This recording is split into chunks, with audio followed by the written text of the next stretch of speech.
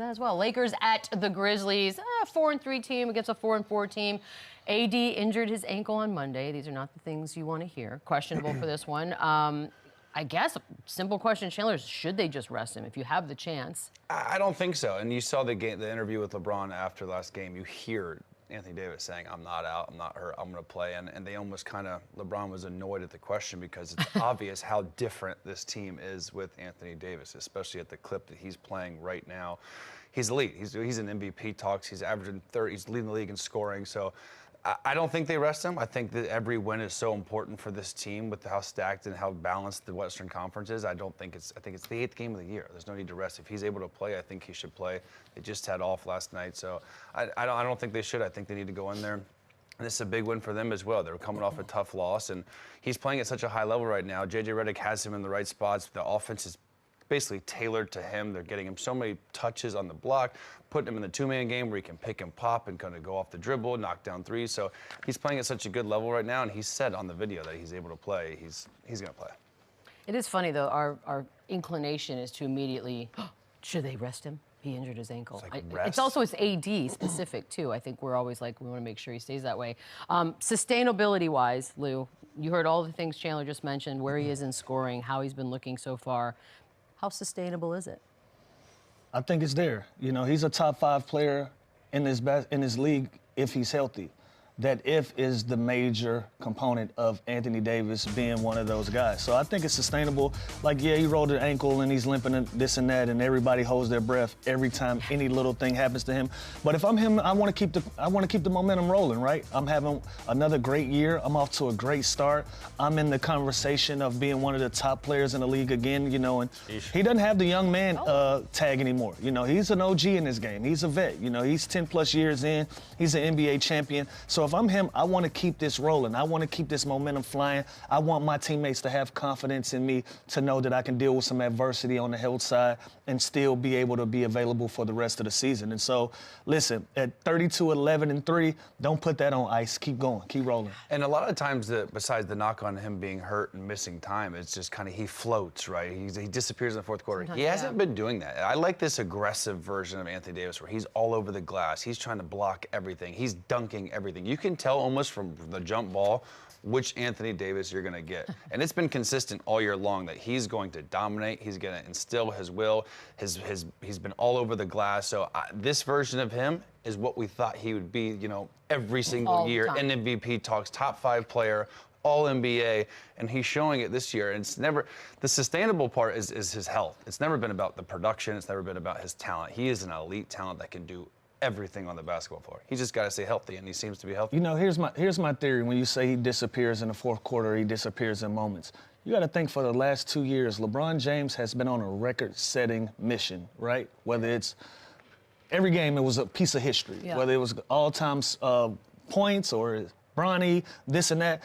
I think AD kind of just stepped back and allowed LeBron to have these monumental moments for his career. Now that everything is kind of cleared out and everything that LeBron James is going to be able to do on the floor, it's a cherry on top. You know, we're not chasing history. We're not chasing moments. Now we can settle back into being a basketball team. And LeBron has said publicly, this is the best player on our team. We have to play through Anthony Davis. Now this is the opportunity for him to step back into that spotlight and be that leader that LeBron James and the rest of the Lakers organization expected him to be. I mean, could you make the argument also that sometimes having these little, you know, distractions, for lack of a better word, also allows him to just go and be a great basketball player? He doesn't have to deal with the LeBron You know, even when LeBron got the points lead, the scoring title, they criticized him for sitting on the bench. I don't think that was a disrespect. I think that was him seeing what was going on and said, listen, allow this man to have his moment. I didn't look at that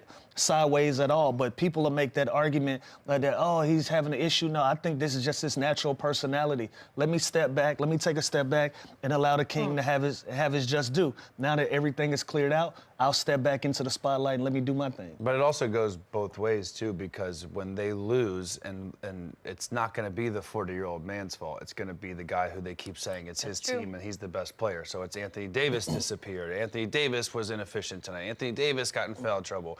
LeBron James, everything he does at this point of his career is almost just extra and praiseworthy. Cherry on top. Exactly, you know what I mean? He's that guy. He's the oldest player in the league. He's been doing it for so long. He's the GOAT in a lot of people's eyes. There's no pressure on him. The pressure is on the guy that they keep saying it's his team they're going to play through. So when they lose, it's on Anthony Davis, not LeBron James. So I understand what you're saying with the media and everything. He can kind of fly on the radar, but not really when it's kind of been so public that we're going through him. He's our guy. That's the pressure part. All right, let's talk a little Ja Morant, because he's been fantastic to the start of this season. 21, 5, and 10. He's got highlights every single night.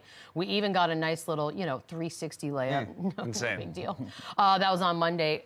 Lou, where you got him on the most exciting players to watch list?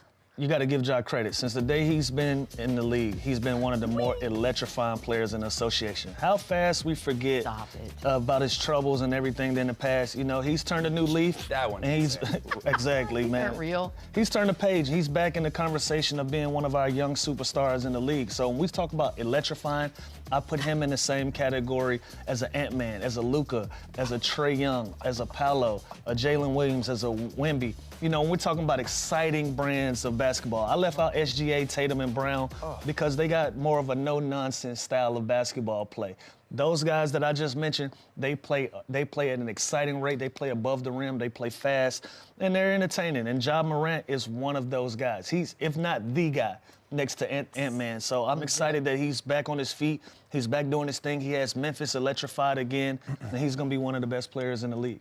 When I think of like Michael Jordan, I think of his highlights, and I think of the right hand switch to the left, right? I just saw 3 plays from Ja Morant. What was that? And at the end of October.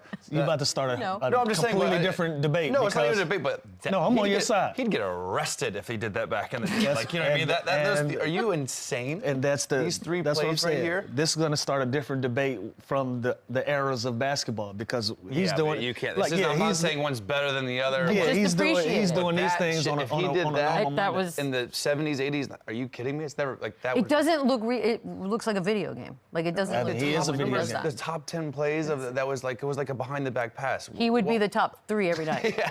In one game. It's not even close. Yeah, he is. He is so exciting, so explosive. I don't know if you mentioned Anthony Edwards or Zion, those guys, but they're all the same to me. They're so athletic, they're so fast, and they do things like that. Where did you go when I was talking for the you named like 12 people. I forgot.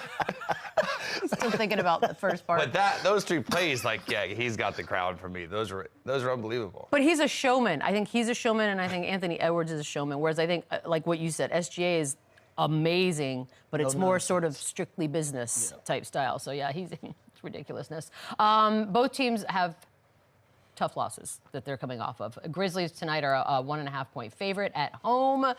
Take a pick, any pick. I like Lakers. I like Lakers plus 1.5. I think they are the better team. They're the older team. They're rested. Nobody played last night, so and I think Anthony Davis' ankle is just fine. I like the Lakers tonight plus 1.5. Interesting. Lakers usually put on a show in Memphis.